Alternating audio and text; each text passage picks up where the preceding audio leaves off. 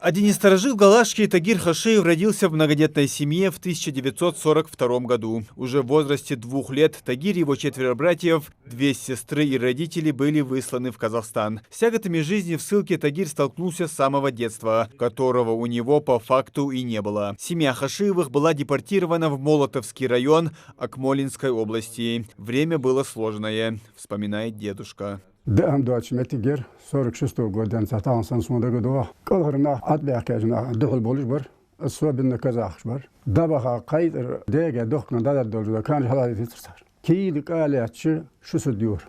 В 46 и 49 годах в семье Хашиевых прибавилось на одного брата и сестру. Тогда же был арестован и глава семейства Магомед. И жить стало еще сложнее. В 53-м после смерти Сталина отца по амнистии освободили, а после 3 брата Тагира сыграли свадьбы. Даже в те сложные времена ингуши не теряли свою национальную идентичность, старались жить по делу.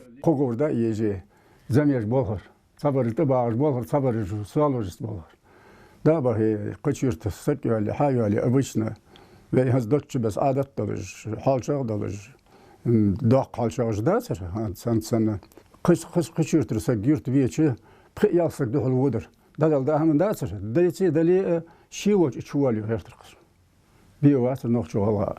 В далеком Казахстане Хашиевы, как и все ссыльные, выживали как могли. Старшие братья устроились на курсы водителей-механиков, а Тагир с 10 лет начал пасти овец. Стадо в какой-то период доходило до 400 голов.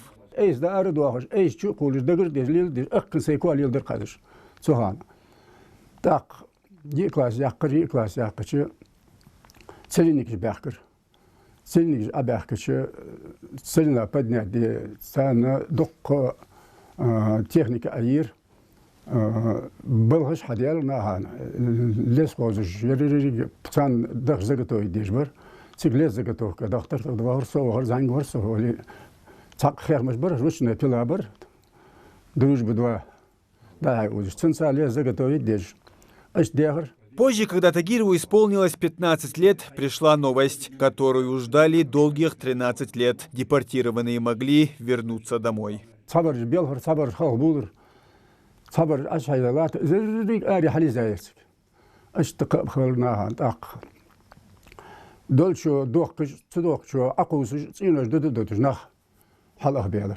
тот момент ни у кого не было даже сомнения, возвращаться или нет. Родина тянула всех домой.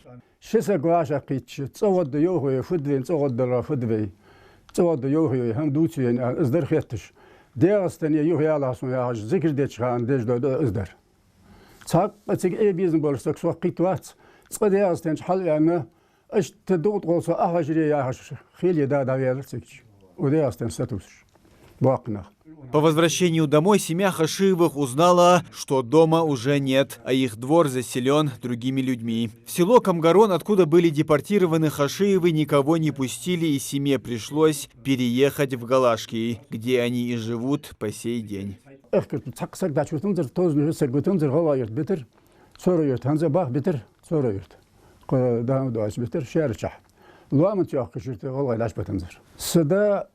Соцовен вахте ахждавар. 94 года дякарцу. Дичи дякарцу. Соцов хача вахте ахждавар.